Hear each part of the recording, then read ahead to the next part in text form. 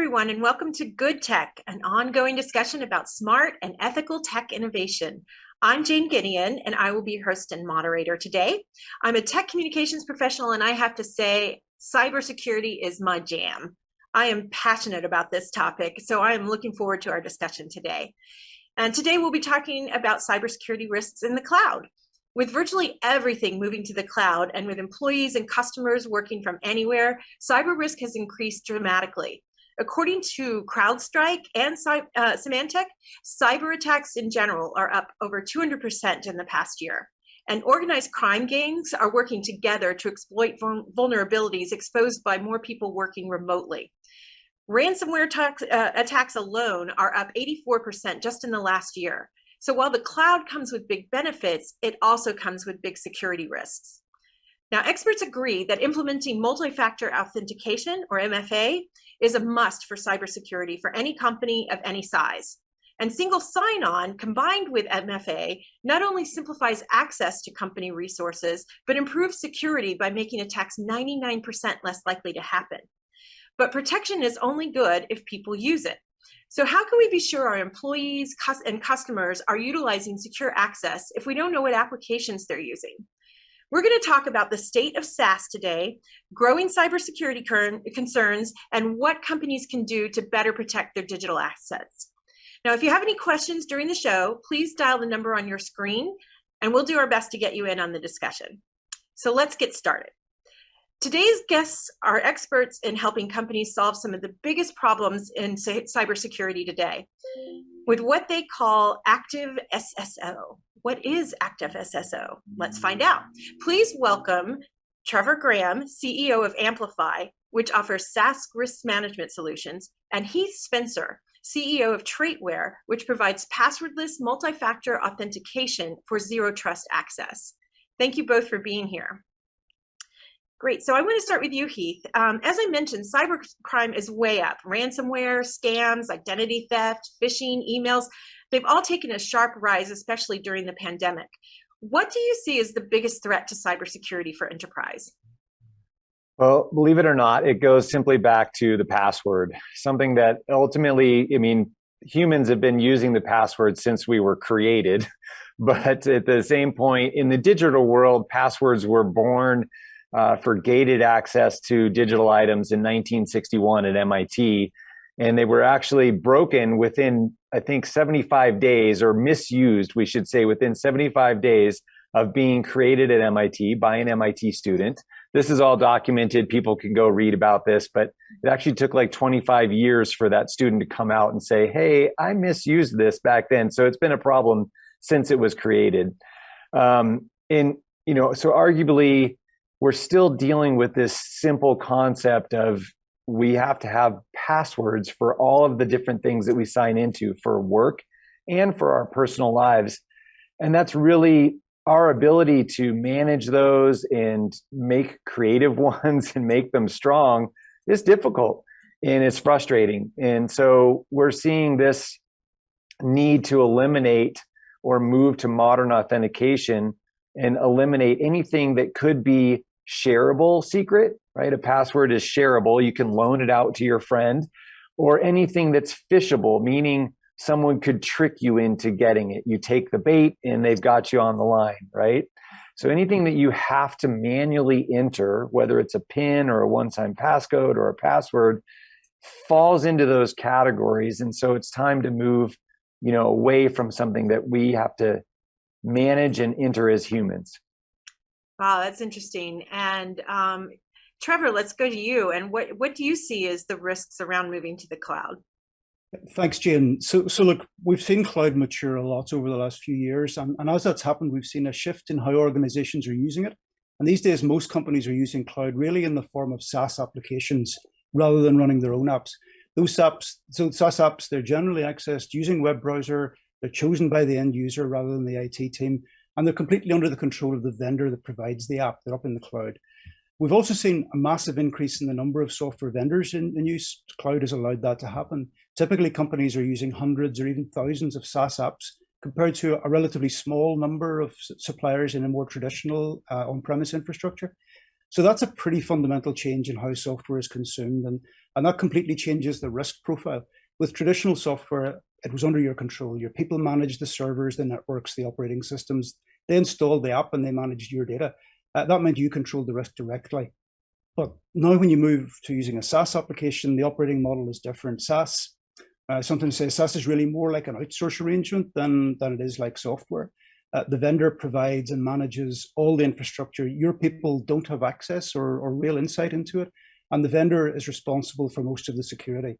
You're placing a much greater level of trust in that vendor, and the vendor becomes deeply embedded in your day-to-day operations. So your critical confidential data is now in the hands of the supplier. You've got risks of that data being exposed through a breach or misused. So we've got this perfect storm. You're dealing with very many more vendors, and each one is much more tightly involved in your day-to-day operations. So you've lost visibility and control, and you really don't know that much about how the vendor operates and are they really looking after your data. So you've opened up this risk surface massively. You need to control that. And when your people use those apps, they're outside of the normal cybersecurity protections that you would provide. And any one of those apps could leak your data or could be used as a way to steal your users' credentials. And we're seeing this becoming a reality. SaaS is becoming a target for cyber criminals. The EU Cybersecurity Agency, ENISA, they estimated that there was a 4 times increase in supply chain attacks in 2021, and 2/3 of those were against commercial SaaS applications. So this is becoming a target. We all need to address SaaS application security, and it's a matter of urgency. That's incredible. Clearly, it's a big issue. So I want to get to what you guys are doing to address this. Traitware provides what you call real passwordless MFA for true zero trust access. Passwordless and zero trust are two big buzzwords in the industry right now. So let's break it down. Passwordless. Lots of vendors claim to have passwordless solution, but what makes something a real passwordless MFA, and why is that so important? I'll start with you, Heath. Thanks, Jane. And you're absolutely right. The password, related attacks today, many vendors are claiming to offer passwordless solutions to eliminate that threat. But there is a difference between passwordless experience and a solution that requires no password at any time from deployment to login. And really, it's about getting to strong authentication or multi-factor authentication. So looking at multi-factor authentication, verifying the user before granting access using multiple factors to authenticate who they are is an absolute must, as you've mentioned, because we need to be sure that each user is who they say they are before we grant them access. So we've deployed a patented native behavior-based biometric enabled login that also leverages your native biometrics. We're using your fingerprint or your Face ID on top of the behavioral biometrics, that we can deliver up to 5 factors of authentication that are inherent to the solution, yet transparent to the user. What we've seen traditionally is that as security's become a need, organizations and service providers have just added layers of friction for the user. We're frustrated with that personally, and we said, we got to fix this, and there should be a way to use technology to deliver the types of ways to authenticate a person versus forcing the person to continue to repeatedly prove who they are themselves. So, passwordless MFA needs to be something that happens from account creation, which means you never have to type anything. There's no password or passcode or anything to remember, which makes it, not only vastly more secure, but simpler for the user. It's simple, secure login in 3 touches. So when evaluating a passwordless solution, it's important to know if there's passwords anywhere behind the process, when many simply mask the password, making it invisible to the user, but it's still really there. So when you need to evaluate something, you can ask the questions of, does this login require a knowledge factor, a one-time passcode, a PIN, an SMS, one-time passcode that's sent to me at any stage? In fact, anything that you have to type in is what we call a phishable factor. It's a shareable secret, it's phishable, one that could be guessed, phished from a bad actor or socially engineered. We're seeing right now through social engineering, a lot of people, whether it's a fake support call, et cetera, anything that you could manually enter or verbally give out would make that vulnerable for the user and the company to attack. Yeah. That is very interesting. And you talk about MFA. I read recently that even the White House of the United States has issued an order requiring MFA for any access to their servers and solutions. So let's move on to zero trust. Zero trust is a term thrown around quite a bit today. I heard Ann Johnson from Microsoft talk about it. Here's what she said. As we look past the pandemic to a time when workforces and budgets rebound, zero trust will become the biggest area of investment for cybersecurity. This means that right now, every one of us is in a zero trust journey, whether we know it or not. So what is zero trust and why is it so important?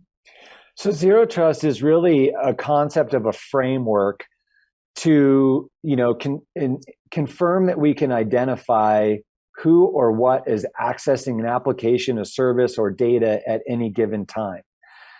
And it's a tough one because the term zero trust implies that we shouldn't trust our people, right? But what it really means is trust by authentication instead of granting automatic access, or what we like to frame as implicit trust. Think once I'm past the main gate, I'm trusted. So making sure users are who they say they are, so there isn't any unwanted access. Traitware in the zero trust journey, or this framework, has specifically focused on the human to service or human to data access.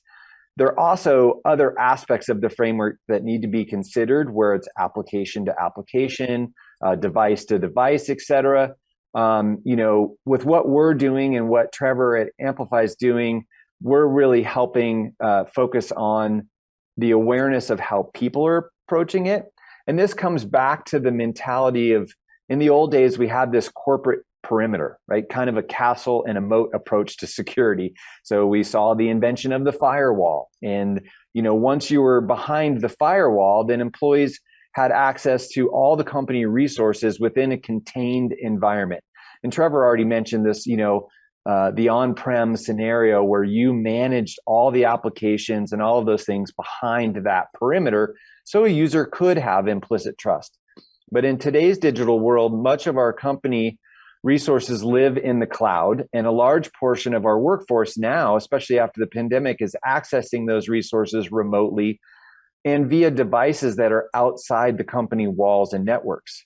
This means security is a whole different ballgame today.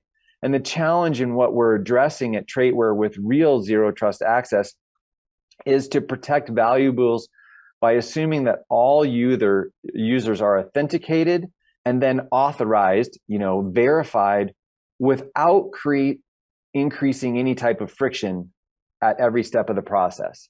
We're currently seeing a lot of friction being added to the users, which drives pushback, and why we're seeing this very low adoption. If you look at the workforce identity space, even Microsoft just recently released a report saying they're only seeing a 22% adoption rate of strong authentication for all of their Azure environments. If you look at the public sector, what's hot in the news right now is Twitter, right? Mm-hmm. Twitter, even after having major account takeover from lots of people and then really encouraging people to deploy 2FA for Twitter, has only seen a 3% adoption. 3%. It's horrific. So it needs to become native to the process. Interesting. And is that why single sign-on is so important, making it easier for people to employ security? Or how does single sign-on play in this world? So single sign-on in this world really is geared towards the workforce identity, right? So when you're an employee at a company, single sign-on hasn't yet evolved really for consumer identity, but for workforce identity, there's two main things. What single sign-on has done, and we've seen a massive expansion with this, companies like Okta absolutely exploded in growth with just bringing single sign-on. OneLogin is another one that did that. And what that did is it allowed the companies to do two things: give their employees a single password to use so that they didn't have to manage a bunch of them to access all of these applications. So the advantage to this was hopefully they would make a strong one, right? Like one really good one to access all their applications. The vulnerability to that was now they had a single point of failure to all of their applications. The other advantage is that it gave the administrators within a company a way to try to manage the types of applications a user was using and control the access to those applications. And what Trevor's going to talk about, and what I'm excited about what they're doing is, especially after the pandemic, we've seen this user created, I need access to DocuSign and I need it today. And they go create their own account that's outside of that SSO portal. And so no one knows that they're using this, even though they're using it with company credentials and company documents. So SSO is a really good tool to help people control and gate the access while allowing access to SaaS apps that live in the cloud. So it gives you this way to control access and then monitor who's got authorization and all of those things. And I'm excited for what Trevor's doing and what he's going to talk about, how they can help monitor and control, where those apps live. Perfect. Trevor, let's go over to you then to talk about, there's a lot of issues that Heath just outlined. So what can organizations do to manage all these security risks in the cloud? Yeah, absolutely, Jane. And everything Heath has said applies, even more so to cloud applications than it does to enterprise apps on premise, as he said. But there are still a lot of things that an organization can do to start to address those cloud risks. The most fundamental requirement is one that's a little bit different than the on-prem world, and that is to understand how and where cloud apps are being used in the business. Heath alluded to this, that people just go out and find cloud apps and start using them. And that makes it really difficult for the security team and the IT team inside the organization. You can't secure the things that you don't know about. That's pretty fundamental. And since they're being introduced all the time by individuals and teams under the radar, you need to go out and actively search for them. And only then, once you've found all of the SaaS in use, then you can start to assess those applications. You can try to figure out what is the risk that's associated with each one of these, and decide which ones are appropriate for your business. And then if an application if it's just too risky, maybe based on the type of data it processes, or perhaps the supplier is based in a high-risk geography somewhere in the world, then you can choose to stop using that app. And by doing that, you remove the unknown unknowns, that risk that an app you didn't even know about has caused a security breach. And that gets you down to a core set of cloud applications that are critical to your business. And for those, you need to get the security basics in place, as Heath has outlined. You need to make sure you can control who accesses them, and you need to stop the bad guys from getting access. Security, user credentials are continuously under threat, and that's the weak link. As Heath said, you can't depend on perimeter security and firewalls as we did in the past, because SaaS apps are right out there on the internet and they can be accessed from anywhere. Now, I've heard a lot about credential threats. What can organizations do to address that, credential threats? Well, I mean, Heath has described in a bit of detail already about the zero trust approach, and I think that's really where we need to be going. We need to be going with cloud to a zero trust approach, as Heath has explained, so that you can be certain that the person who's logging into that SaaS app really is your employee. You need to implement that multi-factor authentication in all of your cloud apps, because, as Heath said, passwords are just a really poor security mechanism, and we're agreed on that. When you're thinking about SaaS cloud with so many more apps in use, it's way more likely that user credentials will get compromised. The attack surface is bigger with SaaS and a lot less controlled, so you need to neutralize that threat. Now, we've seen examples where the hackers went after some low-value cloud apps just to get a user's password, and then they automate the process of trying that against hundreds of SaaS apps, because people do reuse their passwords everywhere.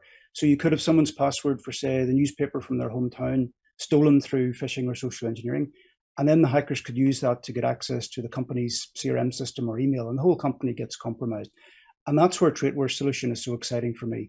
Passwords really are the weakest link in application security, whether it's on-prem or cloud. And Heath's already talked about how passwordless authentication in TraitWare takes those out of the picture entirely. That's great. So I know your two companies are coming together and you're partnering to create what you've termed as ActiveSSO. Heath, can you explain what that means and what problems you're addressing? Yeah, so as far as ActiveSSO goes, the partnership that we've formed with Amplify in what Trevor's delivering is the ability to, really help identify all of the tools. As Trevor mentioned, the first step is knowing what tools your company's using. And without that, you really can't make it secure if you don't know it exists, right? So the second step is, once you know what your tools your company's or application your company is using, then you can start to identify what users have access to those applications as well, and then start to control that access. So from our side, providing customers with passwordless MFA for improved security eases the use and has been a game changer. But what we know is that companies, really need to know how employees and customers are accessing and using applications. So for an example, company X has deployed Traitware MFA SSO for simple, secure access to company applications. But what if certain SaaS apps were being bypassed by SSO, meaning you've got somebody over in this marketing department that went and got their own Salesforce account on their own, right? And it's outside of, going through the SSO portal, and they just created their, have company credit card, created their own account.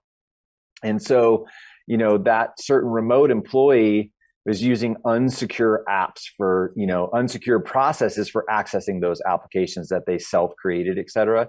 So with ActiveSSO, companies can get a closer look at how all of their SaaS applications from any of their employees from anywhere are being accessed, and will be able to make adjustments accordingly. And, I'll let Trevor take it from here. Sure. Thanks, Heath. I mean, look, I can only agree with what Heath is saying. Really, you'll probably have heard the term shadow IT being used, and that, that's been around since the dawn of IT, where people inside the organization go out and start finding the things they need to do their jobs better. But SaaS and cloud has just put that on steroids, and in many companies, there's this whole secondary stack of IT systems that are going under the radar and aren't managed centrally. We sometimes find that companies are using maybe 10 times as many SaaS apps as they thought they were, unconscious usage, hundreds of applications. So the scale of this problem and the rate of churn of this problem makes it, almost impossible to manage the issues that Heath's been describing manually. The security team just can't keep up. And another scale issue is the sheer number of SaaS apps that are out there. We believe there are about 30,000 SaaS apps in the world. From the really huge organizations like Salesforce and like Microsoft, right down to very minority SaaS applications developed by a singleton developer and brought to the market through the web. And across all of those organizations, there are a massive variety and an often quite inconsistent approach to things like passwords, MFA, and SSO. So it can be really hard for the IT team to understand how to get to a good, consistent policy for things like access control to those applications. Some SaaS doesn't even support multi-factor at all. And even when it does, we've seen cases where the implementations are frankly quite poor, and security researchers have highlighted different ways to work around MFA in some apps. And that can include some quite big names in the SaaS business. So the reality is that you've got this big problem with SaaS security in most organizations, which is really hard to resolve. And that's what ActiveSSO sets out to fix. Interesting. We have a couple of questions coming in from users that I thought I would throw in as we're on target with our discussion. The first one is, let's see. How many SaaS applications as a percentage, a rough percentage, are modernized via standards like SAML? And how do they participate in ActiveSSO? Trevor, you want to take that, or you want me to take that one? Well, you guys are the SAML experts. Yeah. I can have a stab at a guess. Right. So currently, off the top of my head, there is thousands of SaaS applications that are using, I think the latest numbers I saw were there was pre-created templates for over 3,000, and I'm sure that and it's growing end over end. We're in discussions weekly with companies that maybe don't have an authentication standard such as SAML or OpenID Connect, et cetera. We're seeing a big movement supported by a lot of massive organizations around FIDO, which is Fast Identity Online. That's a little bit more geared towards a lot of the consumer play, where SAML and OpenID Connect are how a lot of the SSO portals are functioning with those applications. So there's thousands of applications, and most of the predominant ones that any company would be using are already available through those standards. And the great thing about standards is, and I'll throw myself a little bit underneath the bus, is that it doesn't lock you, using standards, it doesn't lock you into a vendor, right? So you can choose best of breed vendor based on, hey, if I've got this at my endpoint, then I can plug in anyone that can work with these standards. And we like standards also because it's a community-driven way to bring the best of everything together. Open source standards and those kinds of things allow for all the brightest minds to increase security, increase usability, all of those things. So regarding, SAML, I would say is still the predominant choice. I think that the latest iteration of OAuth, which is OpenID Connect, OIDC, is growing really quick because it's allowing organizations to do an even better job of passing or parsing authentication with authorization in a tokenized identity payload. Hopefully that made sense to everybody. If not, people can follow up and find you on LinkedIn and ask you questions. So, and I think this next question kind of gets into where we're moving with general, how ActiveSSO helps cloud security and SaaS as well. But the question is, when you're having a discussion with IT execs like CIOs or CISOs, how big a problem is SaaS application security relative to other types of applications well known to the IT department? So what's the risk in SaaS versus other normal applications? Yeah, so if it's okay, Heath, I'll take that one, and if you want to chip in, you can. So I would say the risk profile around SaaS is completely different, Jane. That's one thing to be aware of. It's kind of, some things are better, some things are worse. It's that kind of feel to it. Obviously, cloud, I think the debate around cloud is kind of resolved to the point where cloud platforms in general, the big platforms, Microsoft Azure, AWS, Google Cloud, are intrinsically pretty secure. Those guys spend a lot of money on cloud, on security. They've got the best security engineers in the world, and the underlying platform can be very secure. But you're still very dependent on the individual SaaS vendor and how they make use of the security capabilities that are available to them. And you're trusting that they're going to develop their application in a secure way. That's one aspect about it, the intrinsic security of the app. The other issue then, I guess, is about the fact that because the SaaS app is kind of outside the control of the IT team, the ways in which your organization's people use the app is out of your control. And we've seen some good examples where perfectly good and valid applications were used for the wrong purpose. The wrong type of data was put in there, and organizations' data that should not have been public and should not have made it out into the wild did so because the SaaS app was being used outside of normal policy. So I think the debate around security is different with SaaS than it is for an on-premise app, but in many ways you've got just as many risks that come out of SaaS as you do from on-premise apps. That's interesting. So we've got more questions coming in. I apologize to people because I don't think we're going to be able to get to all of them, because I want to move to a demo right now, because we've talked a lot about ActiveSSO and what you guys are doing together, but I think it's important to see it in practice. So can you guys give us a demo? Yeah, sure. We've got a demo ready to roll, Jane. If we can get it teed up on the stream here.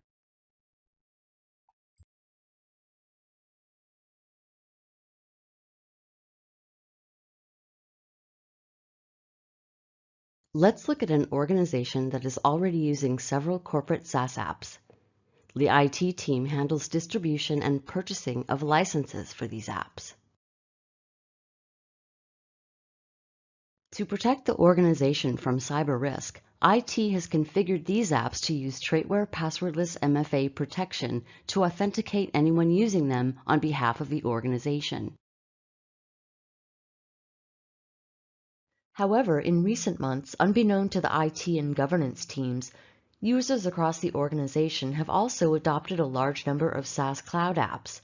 These cover a wide variety of use cases and support many business processes. Using SaaSGuard, the organization can get a view of all the services in use, whether an app is corporate or shadow IT. This report shows a summary of apps and their relative usage. From this, we can see that, as we would expect, our 4 corporate apps are heavily used, but we can also see that there is a lot of unexpected shadow IT. All this shadow IT has one thing in common. All of it is not currently protected using Traitware Passwordless MFA. At best, access is protected by other SSO tools, such as those provided by Microsoft or Google. However, most likely users have created local accounts in each system. Both scenarios introduce considerable risk, as the multiplicity of passwords and increased attack surface make it easier for malicious actors to penetrate the organization. Something must be done to remedy the situation. There is, of course, some shadow IT that should probably just not be used. For example, apps that are hosted in nations with excessive access to data, apps with poor data protection, or apps that duplicate existing corporate app choices should probably just be blocked using your firewall or something more user-friendly, like our SaaSguard browser control. From here, things get a bit more difficult. Following analysis, you may decide that you will tolerate the remaining shadow IT as it offers business benefit, but the current approach to credential management is not acceptable. Action is needed to reduce the long-term risk in using these apps. To take the action needed, Traitware and Amplify offer a simple and well-defined process supported by our tools. The 3-step process involves understanding who is not protected, enabling passwordless protection for these apps where possible, performing ongoing monitoring to keep the situation under control, and repeat as necessary. The first step is to determine who is not protected, what apps are used, but not employing Traitware passwordless protection. SaaSguard can tell us this automatically. We can easily see here the set of apps that are being used but not protected. As a cross-check, SaaSguard can also tell us who is protected by Passwordless MFA. Once we understand who is not protected, we can visit each app and configure it to use Traitware Passwordless MFA protection. For most of our apps, this is an easy step, as Traitware already supports these out of the box. For others, we may be able to utilize Traitware support for common standards such as SAML or OpenID Connect to enable passwordless protection. If we then return to SaaSguard following the changes, we can now clearly see the larger set of corporate and tolerated apps now afforded full passwordless MFA protection. But the benefits of SaaSguard's view of SaaS usage does not stop there.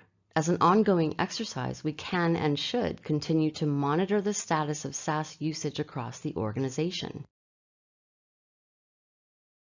We can check that as we block users from SaaS access. Then we should see usage drop and eventually disappear. At the same time, we are also looking for the appearance of new shadow IT. If this happens, we will detect it early, before it becomes a problem. We can then repeat the cycle of assessment and decide to block or tolerate each service. Unfortunately, our problems don't just stop there. Many SaaS apps consider SSO-based authentication to be somewhat optional. For example, Dropbox and Salesforce both have options that allow the parallel use of SSO and local accounts. So there may well be users who can bypass passwordless access, either for legitimate reasons or due to incorrect configuration choices. Either way, it's important to understand if such options are available to users and that they are not being abused.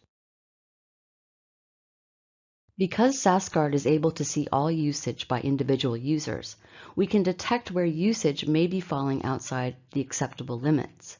The partially passwordless report allows you to understand where such bypasses are happening. From this, we can decide if there's a problem.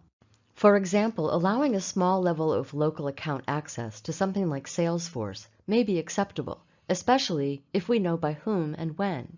But if this gets too large, we can take action to combat the problem by restricting access to local accounts even further in line with our business needs.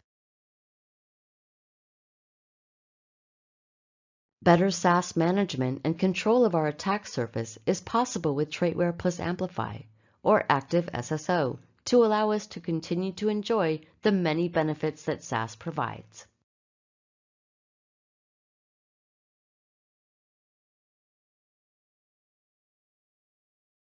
Thanks for that. This has been a very informative and insightful discussion. I appreciate your time. Like I said, cybersecurity is my thing. I love it. Glad to see what you guys are doing together to protect us all. I know we have lots of questions that have come in that we couldn't get to. So I encourage everyone, if you want to send those questions to Heath or Trevor, I don't think any of them for me, but we're all three on LinkedIn, and you can reach out to us there and get more information. I'm sorry we've run out of time, but as a reminder, this show is recorded and will be available on ubn.go/goodtech and on Traitware's YouTube channel or any podcast channel you choose. So feel free to like and subscribe if you'd like to hear more. I'd like to thank Heath and Trevor for today. Are there any final parting thoughts you want to leave since we didn't get to everything we were going to say? If there's anything important you want to leave everyone with, go ahead. Well, Trevor, you want to go?